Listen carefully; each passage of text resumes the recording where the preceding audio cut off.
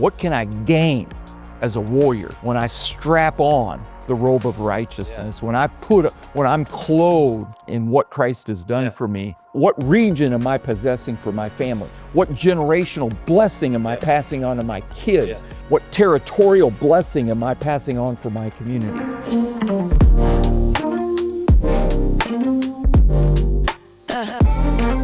What's up, y'all? I'm Ben Marten, your Everyday Warrior co-host. Rich and I just want to say thank you for tuning in to today's episode. Hey, and if you appreciate this content, do me a favor. You could like it, you could share it, you could comment, and please send a review to help us spread the word of the Warrior Way. You know what? Better yet, I got a friend named Natalie. She said, why don't you share this video with your friends, your kids, your brothers, your fathers, even your dog, and tell them why they should watch it. It's a great video. Do us a big favor. If you want to help us spread this amazing message, go to the website. It's at the link at the bottom in the description. Hey, I got an idea. Hey, Rich, where you at? Let's get after it.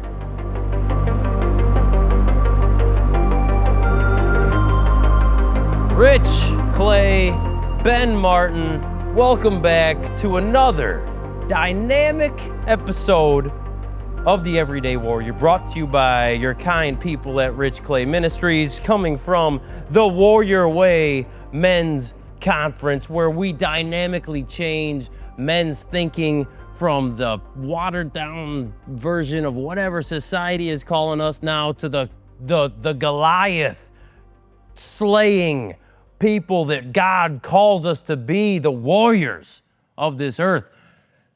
Rich, we have been we've been doing the series, right?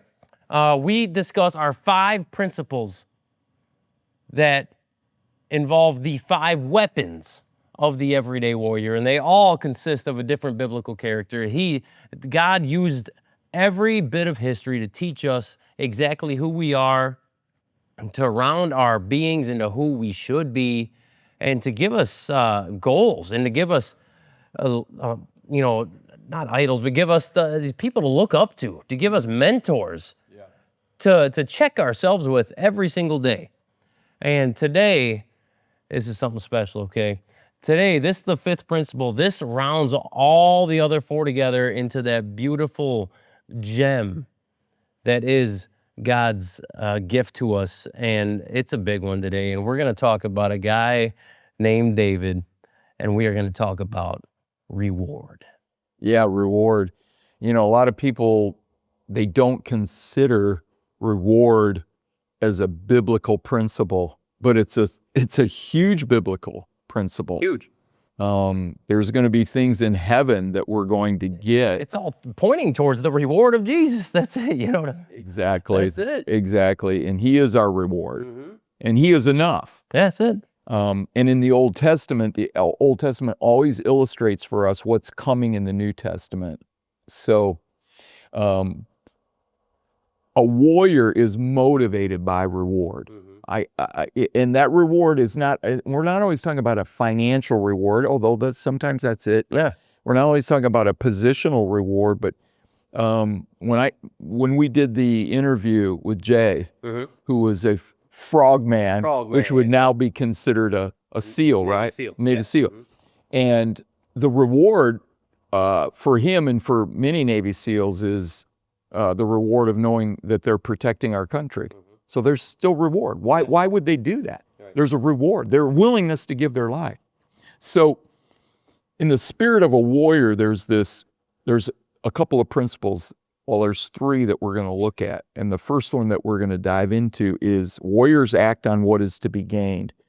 And I want to look, if there's a biblical character that most people know of outside of Jesus, it's probably David and the story of David and Goliath, right? It's you know, some would say mythical, but it's not. It's a real thing, a real story that really happened that can be proved. Incredible thing. So Israel is being held captive, and a lot of our principles that we talk about are about how people, individuals, families, and men can be being held captive by the enemy of our soul. So Goliath represents the enemy. Yep. And the Philistines represent the enemy of God's people, the Israelites. And they're in war over this land. Does that sound familiar? Yeah. Israel's Israel's always been in war over land, and they're in war over the valley of Elah. And so there's this.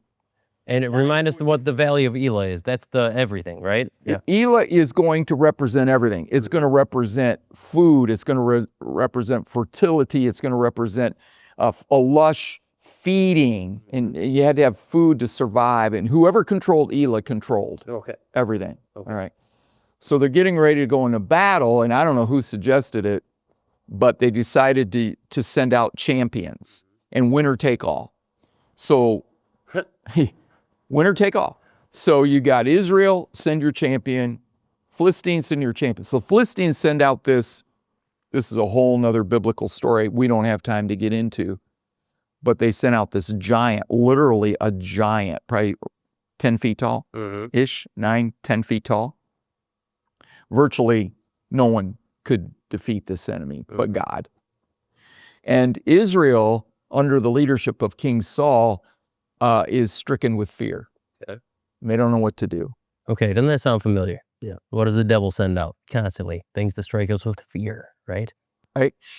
And mocking and fearful. And how does the enemy do it? He does it with fear, with words that come to our mind. Yep. You're not enough. You don't have it. Like all the peasy little chump things, you know what I mean? Yeah, exactly.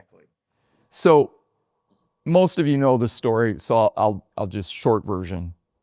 David walks into the camp, not because he was supposed to be there, but his dad, his father, sent him to take lunch to his brothers. Take some bread and cheese, right? Don't forget the cheese. Like, you're not really old enough for this, but go ahead. So he gets there, and that's how God works, you know what I mean? Yeah.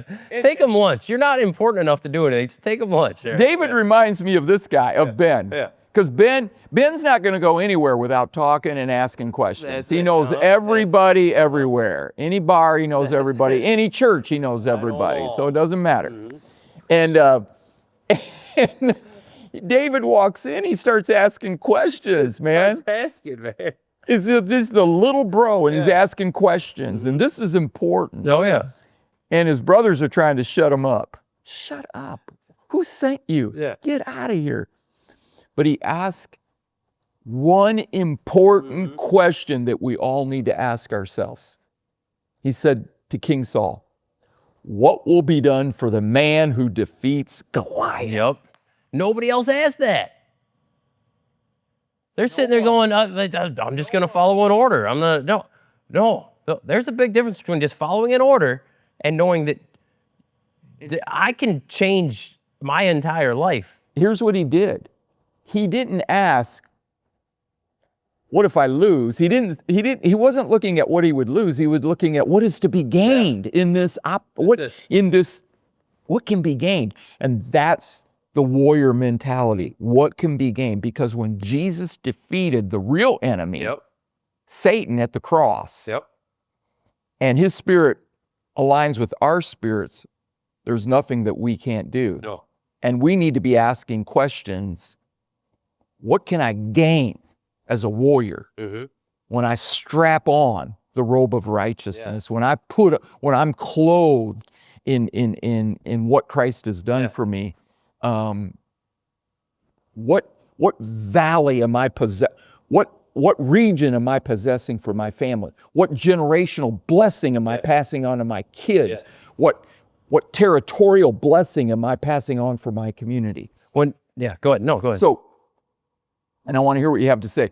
So he steps up, and Saul says this. Saul says, well, 3 things I'll do if anybody defeats Goliath. Number 1, no more taxes. Well, okay, I'm in. Sorry, no, wait, there's more? Wait, there's more? Then he says, for the rest of your life, you eat at the king's table. Oh, man. Now, that means you don't really have to worry about provision anymore, because the king's always going to get the best of everything. And number 3, he said, you get to marry one of the king's daughters. Now, you know what? I don't know what she looked like, but no matter what she looked like, if you're in the family, you're in the family. So everything, you get the benefits of that. So David simply did this.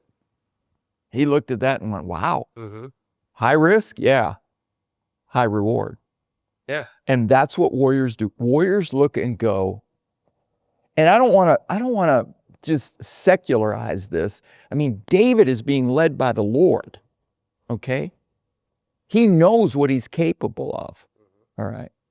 But he did ask the right question. He was thinking right, and that's my point. For this point, right here, the warrior thinks about what can be gained. Yeah, right. So thinking about that into a common, nowadays, not put in our scope, right?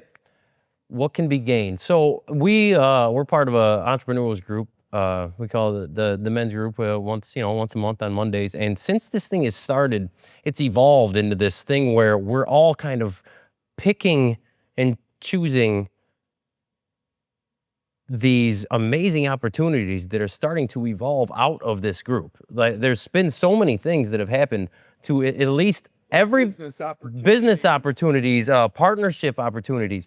And that's the thing where God, we've talked about in these other principles, where these callings that God puts on us, these abilities that he gives us, this open tray, like the king is saying here, I got the no more taxes, like these opportunities that are sitting there, but you have a choice.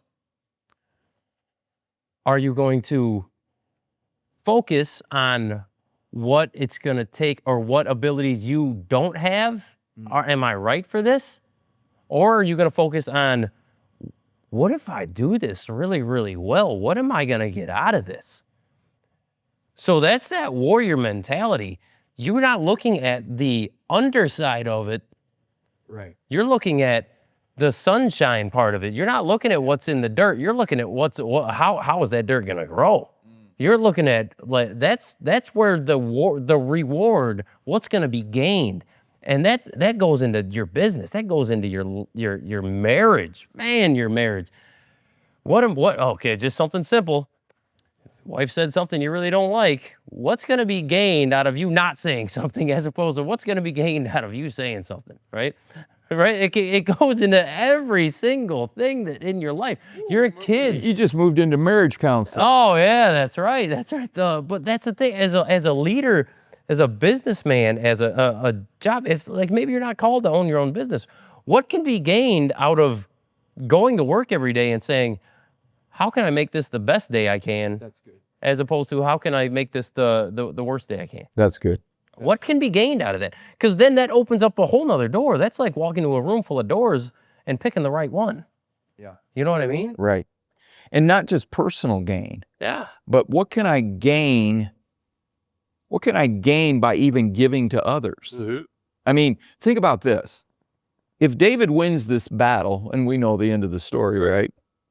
He does get tax-free exemption the rest of his life, king's table the rest of his life, and he gets to marry the and he's in the family. He's in the family, right? But he also gains for every other Israelite. Every other Israelite now no longer is slaves to the Philistines. Yeah. So it wasn't just about what he gained, it's what would be gained for the entire nation if somebody would stand up and have the courage to take on that evil enemy. Wow. Well, I think that leads us into the second point perfectly, because the second thing a warrior doesn't do, they don't accept bondage. They don't accept. So the Philistines, that represents bondage. That represents the devil's hold over your family, your mind. That represents your inability to advance yourself in your life and your career, advance the people around you. That represents your imagined inability to better everybody around you in any situation, right? Right. The true warrior doesn't accept that. No. The true warrior is not going to accept bondage for himself, but even more so probably for his family. So you think about that, David, I don't think all of David's motives were selfish. I just don't. No. I think he was thinking about the country. And more than that, what did his country represent? His country represented Jehovah God, the one true God, right? And what was Goliath doing? He was mocking God. He was saying, a human being, all right? A human being. And we could really get off, and I'm not going to get off on what Goliath was, because there was probably a combination of who he was in terms of his heritage. But he was saying the creation is greater than the creator. So when David came down, right, and fought him in battle, he didn't say, hey, here comes David. He said, you come before me with your sword and your shield, but I come in the name of the Lord God Jehovah. In other words, what we talked about in one of our episodes is that he brought heaven's authority down into the valley of Elah. And he said, the authority in me is going to conquer the physical prowess that you have. The God of the universe is greater than the creation of the universe. And he knew it. And he knew it. He believed it. And there's such a difference between believing and thinking, right? That's where that power of prayer, that constant, that metanoia, where it changes. And like you talk about it, you reminds me, like I can see the dude walking in there with his basket full of cheese to give to his brothers, and being a younger brother, they're like, what do you just, whatever, I'm not, you start poking around going, well, what's this guy got? Right, I've already got, what are you guys scared about? What's there to be scared about? I refuse bondage. What are you worried about? There must have been a little bit of a strut because his brothers were not happy. They were not happy. And so I want to jump to point 3. You've segued well. Warriors fight with the weapons that they have, that have been given to them. So Goliath is down there, sword, shield. David comes up with, you know how the story goes, right? Yep. A slingshot and 5 smooth stones. Now, what is 5? 5 represents the number of grace. Yes, it does. But it only took 1. Only took 1. So here comes David. But I want to share this with you. Prior to that, Saul tried to put his armor on David. Oh, that's right. Yeah. He tried to put his armor on, and it didn't fit. You can't put another person's armor on. No. Ooh. You have to be armored in what God has armored you with. And that armor... Because he equips you with everything you need. He equips you with everything you need. And Ephesians chapter 6 gives us a little bit of a better definition of what that armor is. One happens to be the breastplate of righteousness, which means in your heart of hearts, you need to know that you're righteous. The righteousness of God in Christ Jesus. But here's the point. When he took that sling, it wasn't just a toy, okay? He had been in this situation before. His confidence wasn't just cockiness, it was experienced success. We know this from earlier chapters because this is so good. As he was doing what his father asked him to do, he didn't want to be with the sheep. He wanted to be in the battle because David was a warrior from birth, man. He was the warrior king. But he was obedient to do what his father asked him to do. So while he was tending the sheep, a lion came down. David killed the lion. A bear came. He killed the bear. And when he said to Saul, look, I can't use this equipment, but I know my God is with me because when the lion came, I killed him. When the bear came, I killed him, and I'll do the same with Goliath. Don't be scared. Man, don't be scared. These men, if you're not scared to make a baby, don't be scared to raise a baby. Because that's like, that just rang true in my head, right? Like, it's stand up and be the... If you make a baby, raise a man. If you make a baby, raise a man. There's so many men out there that need to know that they are, I should say, boys that are going to be men, that need to know that they're loved and need to know that they can be something special. God puts that in you from the start. You might have failed once. Recognize it, fix it, and don't fail again. You can always make up for it. What is the reward in sticking there and raising up a kid? the most amazing reward you could ever possibly imagine. You get to raise a child of God. A warrior for God. A warrior for God. Remember that.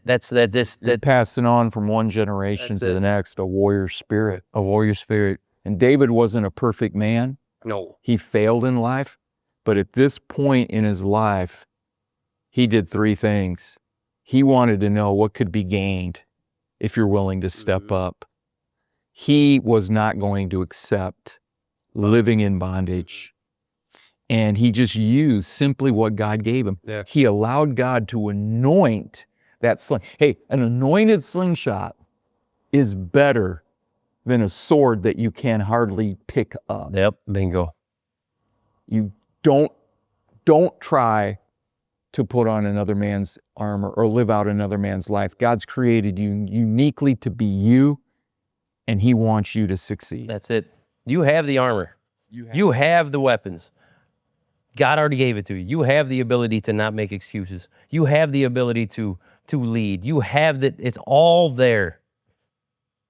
You just got to open up the box and pick out the right tools. And go for reward. Go for it. Don't go for something small. Go for reward. Go for something big. Don't be afraid when the Goliath stands in front of you. Look around him and say, what's on the other side of that? Yes, sir. Yes, sir. Because God already gave me the ability to pop this balloon. Yep.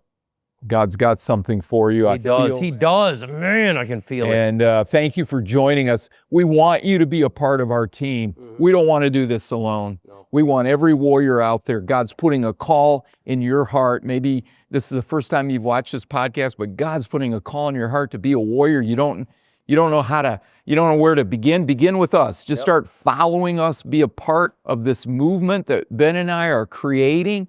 And join the Everyday Warrior podcast and just follow along with us and grow in the principles and in the weapons that God has given you to be a great warrior. Man, feel it, know it, be it. You've got all five in you. You've got them. Harness them and share them with the world. Thanks again. You are blessed. You are amazing. God bless you. See you next time.